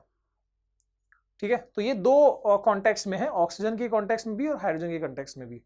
ठीक है, सो व्हाट इज ऑक्सीडेशन, आइदर पहला जो मैंने बताया वो वाला एडिशन ऑफ ऑक्सीजन, या तो आपने कहीं भी देख लिया ऑक्सीजन ऐड किया गया बस ऑक्सीडेशन कह दो, या फिर ऑक्सीजन नहीं है कोई और केमिकल के हिसाब से, हाइड्रोजन के हिसाब से। सो या फिर किसी केमिकल में हाइड्रोजन है, देखो यहां ये मान लो हाइड्रोजन है, ये यहां पर इस केमिकल से जुड़ा हुआ है, तो यहां पर हाइड्रोजन है, हाइड्रोजन को रिमूव करना भी ऑक्सीडेशन कहलाता है। So the process of addition of oxygen or removal of hydrogen or removal of electron. लिखने के लिए आप लिख सकते हो इलेक्ट्रॉन वाला, लेकिन 10th में एक थ्योरी आएगी नहीं, सिर्फ ये वाला addition of oxygen or removal of hydrogen is called oxidation. ठीक है, अच्छा, रिडक्शन बिल्कुल इसका उल्टा। देखो, रिडक्शन का मतलब क्या बताया मैंने, अगर यहां एडिशन ऑफ ऑक्सीजन हो रहा है तो यहां पर लिख दो removal of oxygen. So the process of removal of oxygen, या फिर यहां भी उल्टा लिख दो एडिशन ऑफ हाइड्रोजन। ठीक है, अच्छा, अब देखो कि मान लो ये एक केमिकल है, ठीक है, ये चलो इसमें हमने ऑक्सीजन ऐड किया, ऑक्सीजन ऐड हुआ वहां पर, तो क्या कहेंगे हम उसको, एडिशन ऑफ ऑक्सीजन हुआ, तो यानी यहां पर क्या हुआ, ऑक्सीडेशन हुआ। या फिर अगर किसी केमिकल में से ऑक्सीजन रिमूव किया गया तो रिमूवल ऑफ ऑक्सीजन क्या बोलते हैं, रिडक्शन, तो यानी यहां पर क्या हुआ, रिडक्शन। सही है। अगर किसी केमिकल में हाइड्रोजन ऐड किया गया तो एडिशन ऑफ हाइड्रोजन हुआ, एडिशन ऑफ हाइड्रोजन क्या बोलते हैं, देखो रिडक्शन, तो ये भी क्या हुआ, रिडक्शन। अगर किसी केमिकल में आपने ये देखा कि हाइड्रोजन निकला, रिमूवल ऑफ हाइड्रोजन हुआ, तो वहां पर क्या हुआ, रिमूवल ऑफ हाइड्रोजन यानी ऑक्सीडेशन। ये बात समझ में आ गई है, उम्मीद करता हूं। आगे बढ़ते हैं भाई, आगे। ओके, सो एग्जाम्पल तो दो सर, थोड़ा सा ज्यादा स्पेसिफिक लगेगा जब अपन एग्जाम्पल लेंगे। ऐसा ये दोनों चीजें एक साथ होती है, मतलब अगर मान लो कि ए एंड बी, अगर मान लो यहां पर ऑक्सीडेशन हुआ है तो यहाँ रिडक्शन हुआ होगा, ऐसे ही होता है। मतलब मान लो कि अगर यहां से ऑक्सीजन निकला है तो कहीं ना कहीं तो ऐड होगा ना, दूसरे वाले में ऐड होगा, तो इधर रिमूवल हुआ तो यानी यहां पर हुआ रिडक्शन, और यहाँ ऑक्सीजन ऐड हुआ तो यहाँ पर हुआ ऑक्सीडेशन, तो यहाँ पर एक साथ होते हैं, इसलिए इसको रेडॉक्स वर्ड यूज किया गया। हाई, आगे बढ़ते हैं, hi. So they take place simultaneously, so they are called redox reactions. Further now we have this, क्या दिस, ये रिएक्शन है। अब इसमें आपको बताना है कि भैया ऑक्सीडेशन कहाँ हुआ, रिडक्शन कहाँ हुआ। ठीक है, सो साइट ऑफ ऑक्सीडेशन क्या है भाई, देखो सिंपल है, दिख रहा है हमको कि ऑक्सीजन यहां से निकल के और यहां पर ऐड हुआ है, तो यानी ऑक्सीजन अगर इधर ऐड हुआ है तो यानी इधर क्या हुआ है, ऑक्सीडेशन, है ना, ऑक्सीजन वहां ऐड हुआ है ना, तो Cu में क्या हुआ, ऑक्सीडेशन, तो साइट ऑफ ऑक्सीडेशन क्या हुआ, कॉपर। ओके, अच्छा, ऑक्सीजन निकला कहां से, ऑक्सीजन यहीं से निकला, इस पोजीशन से, तो यानी यहां पर क्या हुआ, रिडक्शन, रिमूवल ऑफ ऑक्सीजन। तो यानी रिमूवल ऑफ ऑक्सीजन कहां हुआ है, O2 में। ठीक है, अच्छा, इसके बाद हमको दो और चीज बतानी होती है, oxidising agent and reducing agent. Sir इसमें ऑक्सीडाइजिंग एजेंट कौन है और रेड्यूसिंग एजेंट कौन है। ऑक्सीडाइजिंग एजेंट यानी कि जो ऑक्सीडाइज करता है कहीं भी ऑक्सीडेशन करता है, मतलब आपको देखा नहीं कि वो ऑक्सीडेशन कर देगा। बताता हूं क्यों टेंशन ले रहे हो। तो मान लो कि ये अपने पास एक केमिकल है, ये जो सेब है, इसमें जो सेब दिख रहा है वो क्या है, वो ऑक्सीजन है जो अभी फिलहाल आम के साथ है। ठीक है, ये मान लो ये खरबूज है, तो ये सब केमिकल्स है। This is chemical 1, this is chemical 2। अब इस केमिकल 2 में देखो यहां पर ये वाली जो चीज है ये ऑक्सीजन है, ये जो सेब है ये ऑक्सीजन है। तो फिलहाल अब देखो यहां से ये सेब को मैं इसमें ऐड कर दूंगा। ठीक है, तो अब क्या हुआ देखो, इसको ऑक्सीजन कहो आप, तो ये ऑक्सीजन, इस केमिकल ने ऑक्सीजन यहां ऐड कर दिया। तो अब देखो यहां पर क्या हुआ, यहां पर एडिशन ऑफ ऑक्सीजन हुआ। ठीक है, तो इधर हुआ ऑक्सीडेशन और यहां से ऑक्सीजन रिमूव हुआ, तो इधर हुआ रिडक्शन, इधर ऑक्सीडेशन इधर रिडक्शन। पर आप वापस से देखो एक बार कि अगर ये केमिकल ऑक्सीडाइज हुआ तो किसकी वजह से हुआ, देखना, अगर ये केमिकल ऑक्सीडाइज हुआ तो किसकी वजह से हुआ, जो यहां था उसकी वजह से हुआ, है ना। तो आप कहोगे कि ये जो है ये ऑक्सीडाइजिंग एजेंट है। ठीक है, क्योंकि इसी ने सामने ऑक्सीडेशन किया। अगर नहीं होता तो इधर ऑक्सीडेशन नहीं होता। तो जहां ऑक्सीडेशन होने वाला है, जहां ऑक्सीडेशन हुआ है, उसके सामने वाला ऑक्सीडाइजिंग एजेंट होता है। और इसका अपोजिट भी सोच सकते हो कि इधर क्या हो रहा है, देखो इसमें से ऑक्सीजन निकला है तो इधर रिडक्शन हुआ। सो इस केमिकल में जो रिडक्शन हुआ है ना, इस केमिकल में जो रिडक्शन होने वाला है वो इसकी वजह से होने वाला है। सो ये क्या हुआ, ये रिड्यूसिंग एजेंट हुआ, क्योंकि यहां का रिडक्शन इसकी वजह से हुआ। ये नहीं होता तो किसको ऑक्सीजन ऐड करता ये। ठीक है, तो ये बहुत सिंपल सी बात है कि जहां पर ऑक्सीडेशन हुआ है वो ऑल एंड ऑल सामने वाले की वजह से हुआ है। तो अगर यहां ऑक्सीडेशन हुआ है तो इसके सामने वाला यानी ये ऑक्सीडाइजिंग एजेंट हुआ। ठीक है, बात को समझो थोड़ा गहराई से कि इधर ऑक्सीडेशन हुआ तो ऑल ड्यू टू ऑक्सीजन, तो ये ऑक्सीडाइजिंग एजेंट हो गया। अगर यहां पर रिडक्शन हुआ है, देखो हम देख रहे हैं यहां पर रिडक्शन हुआ है क्योंकि यहां से ऑक्सीजन निकला है, पर ये किस वजह से हो पाया, रिडक्शन हुआ ओनली बिकॉज ऑफ दिस। ठीक है, तो अगर यहां रिडक्शन इसकी वजह से हुआ तो ये हुआ रेड्यूसिंग एजेंट। सिंपल है, जहां रिडक्शन हुआ है वो ऑक्सीडाइजिंग एजेंट होता है, और सामने क्योंकि वहां ऑक्सीडेशन हुआ है तो वो रेड्यूसिंग एजेंट होता है। ठीक है, अगर मुझ में रिडक्शन हुआ है तो मैं ऑक्सीडाइज, नेचुरल एकदम नॉर्मल सी चीज है। ठीक है, तो ऑक्सीडाइजिंग, मैं इसको थोड़ा मिटाता हूं, नहीं ये रहने दो। तो अगर कॉपर में ऑक्सीडेशन हुआ, ऑक्सीजन ऐड हुआ, तो ऑक्सीजन की वजह से हुआ, सो ये हुआ ऑक्सीडाइजिंग एजेंट। अगर यहां रिडक्शन हुआ, रिमूवल ऑफ ऑक्सीजन हुआ यहां पर, तो ये किसकी वजह से हुआ, कॉपर की वजह से, तो वो हुआ reducing agent. Copper is a reducing agent. ठीक है, आप डेफिनेशन भी लिख सकते हो। ऑक्सीडाइजिंग एजेंट में क्या लिखोगे, the chemical that oxidises other chemicals. भूलना नहीं भाई, भूलना नहीं, बहुत मारता हूं मैं। ठीक है, the chemical that oxidises other chemical but itself get reduce. ये आप चीज ऐड करो कि वो खुद में जो सामने ऑक्सीडेशन करता है ना दुनिया में, यहाँ ऑक्सीडेशन वो खुद ही उसमें रिडक्शन होता है। मतलब बोलते ना हम, जो सबको खुश रखता है उसमें खुद में बहुत दुख होता है, दुखी होता है वो।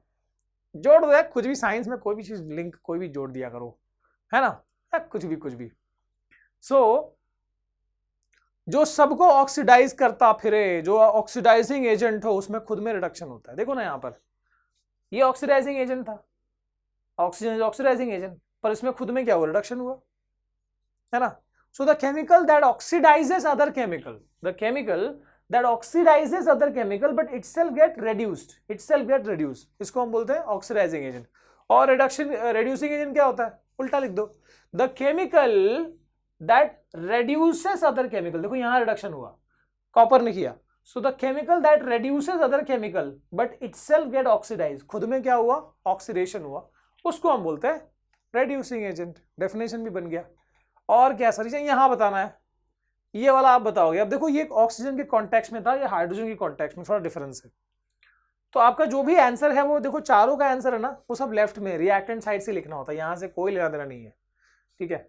अच्छा, हाइड्रोजन यहां से रिमूव हुआ है और हाइड्रोजन इसमें ऐड हुआ है, तो रिमूवल ऑफ हाइड्रोजन क्या बोलते हैं, रिमूवल ऑफ हाइड्रोजन को बोलते हैं ऑक्सीडेशन। तो यानी यहां पर क्या हुआ, ऑक्सीडेशन। वो ऑक्सीजन के कॉन्टेक्स्ट में था, ये हाइड्रोजन, तो यहां उल्टा होगा ही, ऑब्वियसली बात है, ठीक है। और यहां पर हाइड्रोजन ऐड हुआ है, हाइड्रोजन यहां पर ऐड हुआ है, एडिशन ऑफ हाइड्रोजन क्या बोलते हैं, देखो रिडक्शन। तो यहां पर क्या हुआ, रिडक्शन। मैंने बताया आंख बंद करके, जहां ऑक्सीडाइजिंग एजेंट हुआ है उसके सॉरी जहां पर ऑक्सीडेशन हुआ है उसके सामने वाला ऑक्सीडाइजिंग एजेंट, और जहां रिडक्शन हुआ है उसके सामने वाला reducing agent.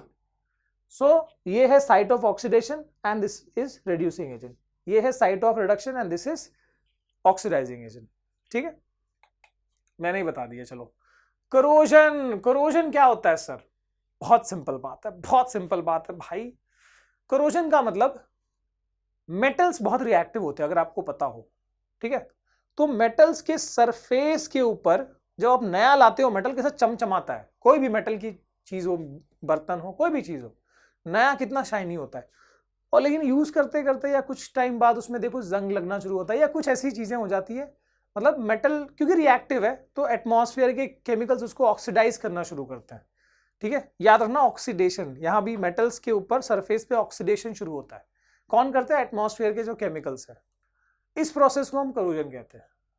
When metal surfaces are attacked by substances around it such as oxygen, moisture यानी कि water vapor, ठीक है, acid etc, it is said to corrode and the process is called corrosion। लेकिन आप corrosion को rusting नहीं कह सकते, you cannot call, मतलब ऐसे नहीं कि सिल्वर में भी है तो रस्टिंग कह दोगे, हर चीज में रस्टिंग कह दोगे। रस्टिंग सिर्फ आयन या उससे जो बना हुआ अलॉयज है, स्टील एंड ऑल, उसमें जो करोजन होता है उसको स्पेसिफिकली हम रस्टिंग कहते हैं, ठीक है। तो वो हम आते हैं उस पॉइंट पे, बट फिलहाल याद रखना करोजन सिर्फ आयन वाली करोजन को रस्टिंग कहते हैं, बाकी हर एक मेटल के करोजन को रस्टिंग नहीं कहते। जैसे यहां पर देखो ये सी रस्टिंग है, आयन के ऊपर देखो ये रस्ट लगा हुआ है रेडिश कलर का, ठीक है। इसके बाद ये कॉपर के ऊपर देखो ये ग्रीनिश ब्लू कलर का जो ये अपीयरेंस आया है, तांबे के लोटे पे पीतांबरी यूज करते हैं उसको हम साफ करने के लिए। फिर देखो ये सिल्वर है, सिल्वर पे ब्लैक कलर की कोटिंग आ गई है। तो याद रखना कि रस्टिंग के लिए, ठीक है, रस्टिंग के लिए क्या होता है, आयन, दो चीजें यहां जरूरी होते हैं रस्टिंग के लिए, एक तो है ऑक्सीजन और दूसरा है मॉइस्चर। ये दोनों चीजें मिलके इसको हाइड्रेटेड, क्योंकि मॉइस्चर भी है इसलिए हाइड्रेटेड आयन ऑक्साइड बना देते हैं, जिसको जो रेडिश कलर का होता है और जिसको हम रस्ट कहते हैं। करोजन भी एक तरह से ऑक्सीडेशन ही है, याद रखना ये ऑक्सीडेशन ही है एक तरीके का, ठीक है। तो यहां पर आयन जो है, देखो ये दोनों चीजें एसेंशियल है, ऑक्सीजन भी और मॉइस्चर भी। अगर सिर्फ ऑक्सीजन होगा मॉइस्चर नहीं रहेगा तो ये रिएक्शन नहीं होगा, या अगर सिर्फ मॉइस्चर रहेगा ऑक्सीजन नहीं होगा तो भी ये रिएक्शन नहीं होगा। रस्टिंग होने के लिए दोनों एसेंशियल है, ऑक्सीजन भी और मॉइस्चर भी, दोनों में से कोई एक भी अगर एब्सेंट रहेगा तो ये रिएक्शन नहीं होगा। And this forms hydrated iron oxide, सिर्फ आयन ऑक्साइड नहीं, वाटर भी है ना, मॉइस्चर भी है वहां पे। So hydrated iron oxide which is called rust, और जो रेडिश कलर का अपीयरेंस दिखाता है। अच्छा, कॉपर पे क्या होता है सर, कॉपर पे क्या होता है, कॉपर जो है ना वहां पर भी दो कंपोनेंट्स हैं, जैसे वहां ऑक्सीजन है वैसे यहां पर कार्बन डाइऑक्साइड और मॉइस्चर, ये दो रिक्वायरमेंट्स है इधर। तो इनकी प्रेजेंस में ये कॉपर कार्बोनेट फॉर्म करता है, ठीक है। हमको सर इसका कोई रिएक्शन पढ़ना है क्या, इक्वेशन दिखाना है क्या, नहीं, बस खाली याद रखो कि हाँ ऐसा कॉपर के अंदर भी इस तरह का करोजन प्रोसेस होता है।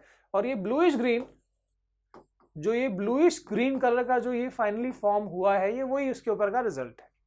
ठीक है, सिल्वर किससे अटैक हुआ कि ब्लैक कलर का हो गया? सिल्वर अटैक होता है सल्फर से, और ये बनाता है सिल्वर सल्फाइड, जो कि होता है ब्लैक कलर का, जो कि होता है ब्लैक कलर का। ठीक है, आगे देखते हैं, आगे क्या है sir? Yes, it is undesirable since it reduces strength and fades its appearance। ठीक है, तो ये जो करोजन है, ये कोई अच्छी बात है क्या? वाह, मैंने लाया था मेरा जो बर्तन था मस्त काला पड़ा हुआ है, ऐसा कोई बोलता है क्या? नहीं, है ना।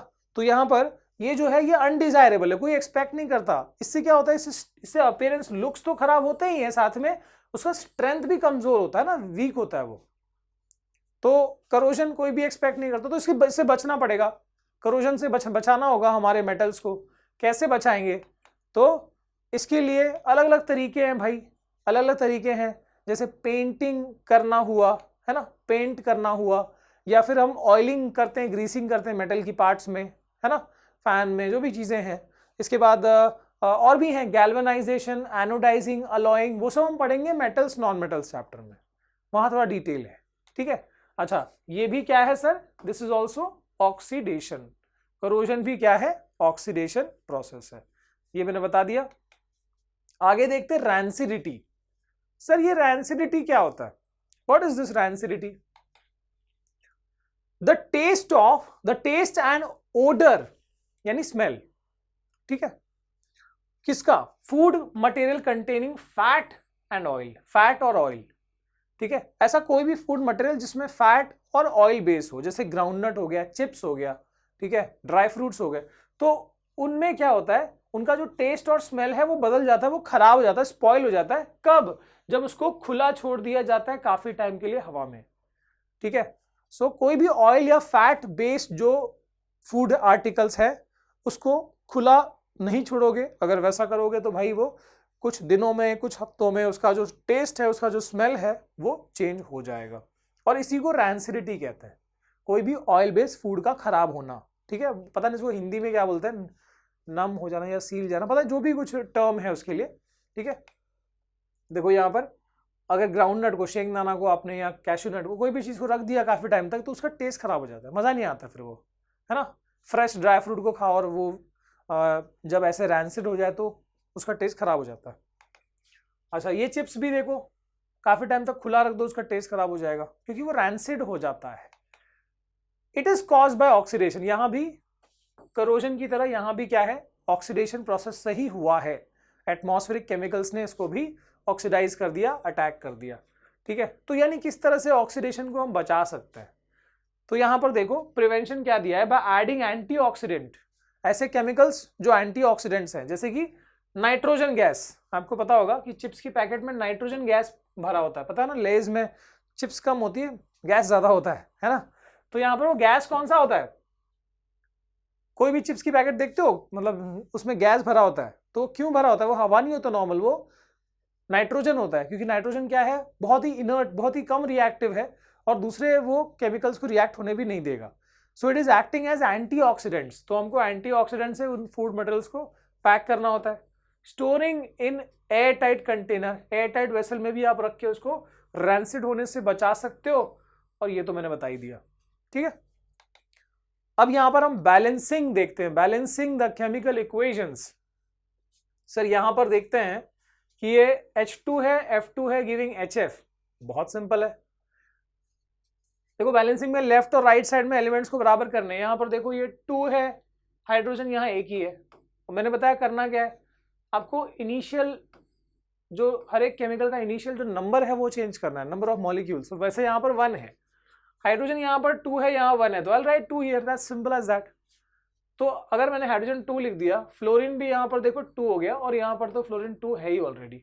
सो 1 1 2, एक मॉलिक्यूल हाइड्रोजन का रिएक्ट किया विद एक molecule of fluorine to form 2 molecules of HF, hydrogen fluoride. आगे ट्राई करोगे आप, हर एक में आप इसमें पॉज करके कर सकते हो। बैलेंसिंग इज वेरी सिंपल, मैंने इसके ऊपर स्पेशली वीडियोस बनाए हैं, how to balance chemical equations, वो भी आप देख सकते हो। अलग मेरे ख्याल से 2 या 3 वीडियोस हैं उसके ऊपर, डिफरेंट टाइप से हैं, तो आपको जो बढ़िया लगे आप देख सकते हो, मतलब आप देखो जो बढ़िया लगे उसको आप यूज कर सकते हो, ठीक है। अब यहाँ पर भी देखो, मतलब कोई बहुत रॉकेट साइंस नहीं है, आप सिंपल सिंपल से प्रैक्टिस करते करते जितना प्रैक्टिस करोगे उतना आ जाएगा। ये वाला ट्राई करो, पॉज करके ट्राई करो, चलो। जल्दी से ट्राई करो, तब तक मैं पानी पी लूं भाई।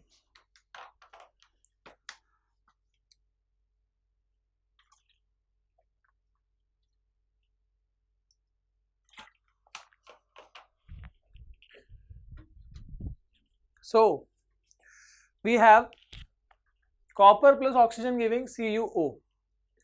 कॉपर एक एक दोनों साइड में, ऑक्सीजन यहाँ 2 है यहाँ 1 है, so I will write 2 here. ऐसा लिखने से ऑक्सीजन तो 2 हो गया, इधर भी 2 ऑक्सीजन बैलेंस हो गया, पर कॉपर यहाँ पर देखो 2 है यहाँ 1 है, so I will write 2 here. आगे देखते हैं।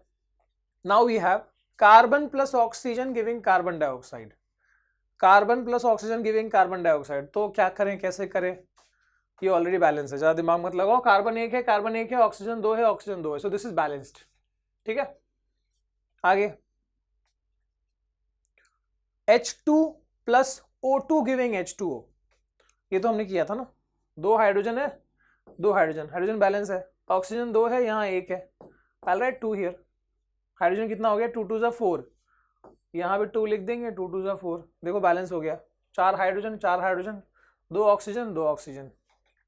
आगे देख लो यहाँ पर, so now we have N2 plus H2 giving NH3, ammonia बना रहा है यहाँ पर, नाइट्रोजन और हाइड्रोजन। तो ऐसा जब सीन आता है ना, एक तो हम नाइट्रोजन से शुरू कर सकते हैं, पर अगर मुझे हाइड्रोजन से पहले बैलेंस करना है, तो जब भी ऐसा आ रहा है, देखो एक तरफ 2 हाइड्रोजन है, इधर 3 है, तो अपोजिट नंबर से मल्टीप्लाई कर दो, यानी जहां 2 है उधर 3 लगा दो, जहां 3 है उधर 2 लगा दो, यहाँ हो गया 3 2 6, ठीक है। ये कब करोगे, जब एक तरफ ऑड एक तरफ इवन, ऐसा सिचुएशन बन रहा है, लग रहा है 2 और 3 में ज्यादा यही होता है, ठीक है।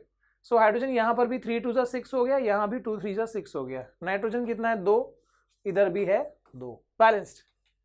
आगे aluminium plus oxygen giving aluminium oxide, Al, यहाँ पर Al2 है, तो मैं क्या करता हूँ यहाँ तक 2 लिख देता हूँ, ठीक है। देन ऑक्सीजन कितना है, देखो यहाँ पर 3 है, इधर 2 है, वही 3 2 वाली कहानी हो गई। तो अब देखो जहां 2 है मैं उधर 3 डाल देता हूँ, जिधर 3 है उधर 2 डाल देता हूँ। 3 2 6, 2 3 6।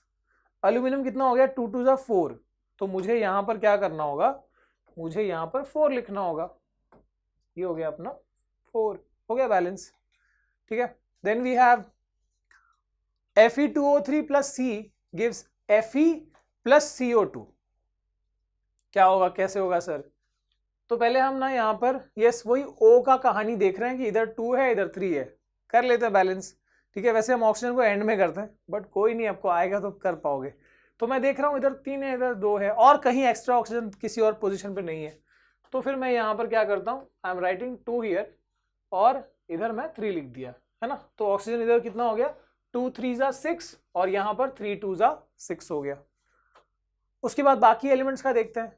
आयन कितना हो गया, 2 2 4, इधर पे 4 लिख दूंगा, 1 है उधर, है ना। कॉपर सॉरी कार्बन कितना हो गया यहाँ 3, तो इधर भी कितना लिख देंगे 3। Now that is balance absolutely. आप पॉज करते हुए करते जाओ, अगला देखो, चलो पॉज करके कर सकते हैं उसको। अगर कर लिया है तो मैं देखते हैं, चेक करते हैं अपन। So now we have NaOH। पहले हम Na को देख लें, Na कितना 1 है, 1 है, चलो कोई नहीं। एल्यूमिनियम 2 है, इधर 1 है, तो मैं इधर 2 लिख देता हूँ, okay. Now we have to check for oxygen. Oxygen कितना है यहाँ पर, या तो फिर पहले बाकी एलिमेंट्स को कर लो, एंड में ऑक्सीजन करेंगे। सो एल्यूमिनियम कितना हो गया, देखो 2 हो गया, यहाँ पर 2 है। सोडियम भी यहाँ पर 2 हो गया, तो आई विल राइट 2 हियर, ठीक है। अब यहाँ पर और क्या है, हाइड्रोजन।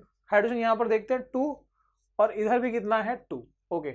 बाकी एलिमेंट्स चेक करते हैं। ऑक्सीजन, तो ऑक्सीजन में यहाँ पर 2 है और यहाँ पर 3 है, 5 ऑक्सीजन है, और यहाँ पर देखो 2 2 4, ठीक है। 4 ऑक्सीजन यहाँ हो गया और एक ये 5, so this is also balanced, ठीक है। 2 NaOH प्लस Al2O3, देखो सब बैलेंस है। 2 nitrogen sorry 2 sodium 2 sodium, 2 aluminium 2 aluminium, 2 hydrogen 2 hydrogen, oxygen 3 plus 2, oxygen 1 plus 4, ठीक है। Then we have HCl plus AlCl3, come on, pause करो बैलेंस करो, pause करो बैलेंस करो, चलो जल्दी। यस, क्या है इसमें देखो, HCl, H एक है, H दो है, तो मैं इधर 2 लिख देता हूं, चलो कोई नहीं यार, क्यों नहीं लिख रहा तू, इधर 2 लिख दिया मान लो, ठीक है, 2 वहां लिखा है हमने, वो ऊपर नहीं लिखा जा रहा यहां पर, इसलिए मैं इसको इधर लिख रहा हूं, ठीक है। सो 2 हाइड्रोजन है, 2 हाइड्रोजन है, ठीक है। क्लोरीन कितना है यहाँ पर, क्लोरीन है 3। अब पंगा होगा, अगर इधर 3 है उधर 2 है, तो क्या करेंगे हम, वही अपोजिट नंबर्स, तो यहाँ पर हम क्या करते हैं, 2 कैसे हो गए, यहाँ 2 लिखा तो 2 हुआ है, तो जहां 3 है उधर हमने 2 से मल्टीप्लाई कर दिया, और जहां 2 है उधर 3 से, सो ऑलरेडी इधर मैंने 2 लिखा हुआ था, अब 3 से 2 3 6 6 हो जाएगा, तो यहां पर मैं इसको 6 लिख देता हूं, ठीक है, उस HCl वाले में 6 हो गया। सो एल्यूमिनियम कितना है यहाँ पर 2, यहाँ पर भी हो गया 2। ऑक्सीजन कितना हो गया देखो, ऑक्सीजन यहाँ पर 3 है, और यहाँ पर भी 3 लिखना होगा, तो ऑक्सीजन 3 हो गया। अब हाइड्रोजन देखो कितना है, हाइड्रोजन कितना हो गया, 3 2 6, और इधर भी 6, that is balanced. 6 HCl plus Al2O3 giving 2 AlCl3 plus 3 H2O, ठीक है। आगे देखते हैं, come on guys, pause balance, pause balance, क्या है देखो यहाँ पर, methane CH4 plus O2 giving CO2 plus H2O plus, अब यहाँ पर इसको मैं करने से पहले एक बात बताऊं कि ऐसे ही बैलेंसिंग नहीं आएगा, आपको ऐसे आ सकता है, methane reacting with oxygen to form carbon dioxide and water, तो मीथेन का फॉर्मूला क्या है, ये एल्यूमिनियम ऑक्साइड का फॉर्मूला क्या है, ये एल्यूमिनियम क्लोराइड का फॉर्मूला क्या है, how to make chemical formulas, Edu Mantra search करना यूट्यूब पर, और केमिकल फॉर्मूला बनाने आ जाएगा नाम से। आपको पता 9th में आपने पढ़ा जो क्रॉस वाला मेथड जो होता है ना, तो जैसे कि एल्यूमिनियम है Al3+ और ऑक्साइड है O2-, तो ये 3 इधर जाता है, 2 इधर आता है, एल्यूमिनियम ऑक्साइड बन गया Al2O3। तो ये सिस्टम पूरा मैंने बाकायदा बहुत सारे जो मॉलिक्यूल्स है उसके थ्रू हमने एक्सप्लेन किए हुए हैं, ठीक है। आगे ये वाला हुआ, कार्बन 1, ठीक है भाई, हाइड्रोजन 4, हाइड्रोजन 2, तो I will make it 2 here. Oxygen कितना हो गया देखो, यहाँ पर 2 और यहाँ पर 2, 4 हो गया, इधर भी क्या लिख देंगे, 2 लिख देंगे। Now oxygen is also balanced, ठीक है। एक बार लास्ट में चेक कर लिया करो प्रॉपरली, नहीं तो फिर कॉन्फिडेंस ज्यादा हो जाएगा तो काम गड़बड़ हो सकती है। आगे देखते हैं भाई आगे। सो यहाँ पर we have HCl plus NaOH, मेरे ख्याल में ये कर लिया अपन ने या नहीं किया, I don't know. So HCl plus NaOH giving NaCl plus H2O, पर सर क्या ये बैलेंस है? बिल्कुल बैलेंस है यार, ये देखो, एक Cl, एक Na, एक ऑक्सीजन दोनों तरफ है, हाइड्रोजन यहाँ पर एक है, हाइड्रोजन यहाँ पर एक है, 2 है, इधर भी 2 है। बहुत अच्छे ना बैलेंस या इक्वेशन को बैलेंस करते होते हैं, तो थोड़ा ध्यान दिया करो कि पहले से ही वो बैलेंस होगा, तो मेहनत मत किया करो। अच्छा ये एक और इसके जैसा है, ठीक है। कार्बन 3, मैं इधर 3 लिख देता हूँ कार्बन। हाइड्रोजन कितना यहाँ पर देखो 8, तो मैं इधर क्या करूँगा 4 लगा दूंगा, 4 2 8 हो गया, ठीक है। अब ऑक्सीजन कितना हो गया, ऑक्सीजन यहाँ पर 3 2 6 और यहाँ पर 4, कितना हो गया 10, 6 और 4 10 हो गया, तो इधर मैं 10 लिखूं क्या, नहीं 5, क्यों सर 5 2 10 हो जाएगा, सही है ना। ओके, सो इसी के साथ हमारे आज के समाचार समाप्त होते हैं, और उम्मीद है कि आपको जो आज का जो हमने फॉर्मेट की दिखाया है उसमें आपको काफी चैप्टर का बढ़िया सा आइडिया लग चुका होगा। बस आपको जरूरत क्या पड़ती है इसके बाद कि एक बार टेक्स्ट बुक से थोड़ा गो थ्रू कर लो, क्या क्या प्लस माइनस है पता चल जाएगा, और intext questions, exercise questions, and then moving to some, जो भी आपके पास रेफरेंस बुक है उसको एक बार देख लो, या इंटरनेट के सोर्स से आप थोड़े क्वेश्चन आंसर्स देख लो, ठीक है, कि और कैसे कैसे क्वेश्चन आंसर आता है यहाँ पर, और कहाँ गड़बड़ी हो सकती है। एक तो मैंने बताया फॉर्मूला आपको लिखना पड़ सकता है, मतलब दिया है आपको अमोनियम ऑक्साइड या अमोनियम क्लोराइड, तो फॉर्मूला बनाना एक इंपॉर्टेंट टास्क है, बैलेंसिंग एक पार्ट तो है ही, और इसके बाद इसके अलावा जो भी टेक्स्ट बुक के जो रिएक्शंस दिए हैं कि इस केमिकल का ये मतलब ये रिएक्शन होगा तो ये कलर का केमिकल ये फॉर्म हो रहा है, ऐसे जो भी दिए हैं टेक्स्ट बुक के, वो एक बार आपको देखना जरूरी है, ठीक है। तो उम्मीद करता हूँ कि आपको चीजें समझ में आई है, कुछ दिक्कत है तो कमेंट सेक्शन में बताओ, एंड इसके अलावा बस क्या, मिलते हैं अगली बार विथ अनदर चैप्टर, चाहे वो केमिस्ट्री, फिजिक्स, जो भी है देखते हैं। चलो बाय बाय।